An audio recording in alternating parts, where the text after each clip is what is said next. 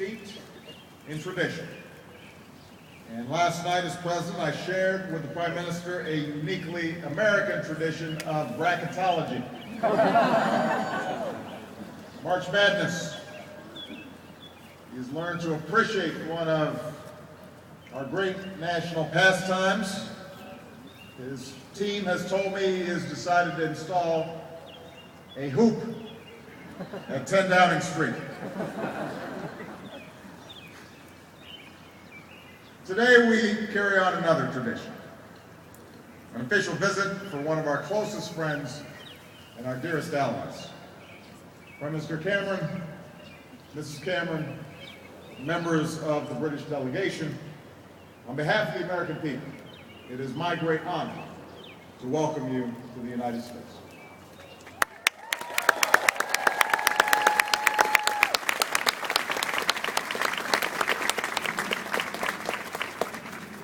David, Samantha, on behalf of Michelle and myself, we welcome you to the White House. And Samantha, just let me say that we are delighted that you've made America your first official foreign trip.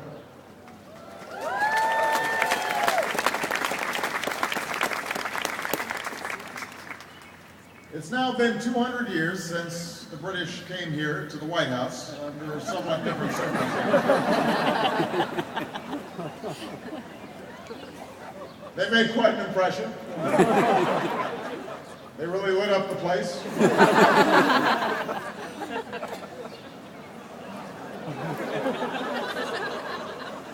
But we moved on. And today, like so many presidents and prime ministers before us, we meet to reaffirm one of the greatest alliances the world has ever known. This visit is also an opportunity to reciprocate the extraordinary and gracious hospitality shown to us by Her Majesty Queen Elizabeth, by David and Samantha, and by the British people during our visit to London last year. And we are proud that this visit comes as Her Majesty begins her Diamond Jubilee, celebrating 60 extraordinary years on the British throne.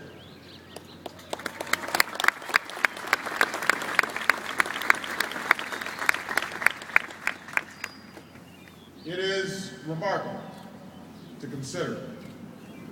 Down the decades, we've seen nations rise and fall, wars fought and peace defended, a city divided, a wall come down, countries imprisoned behind an iron curtain, then liberated. We've seen the demise of a Cold War and the rise of new threats, transition from an industrial revolution to an information age where new technologies empower our citizens and our adversaries like never before. Our world has been transformed over and over, and it will be again.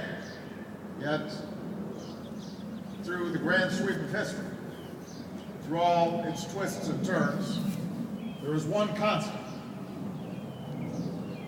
the rock-solid alliance between the United States and the United Kingdom.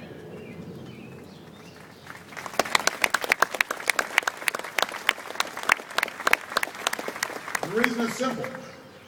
We stand together, and we work together, and we bleed together, and we build together in good times and in bad, because when we do, our nations are more secure, our people are more prosperous, the world is a safer and better and more just place.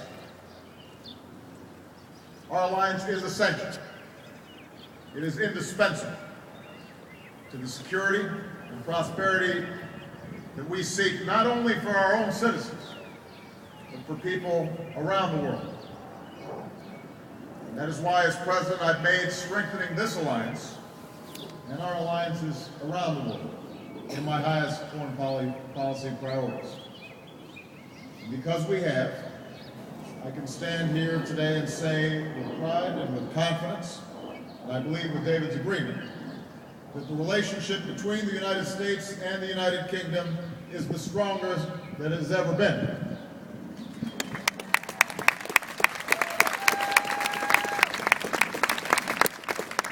And so so in the sunlight of this beautiful morning, with children from both nations in attendance,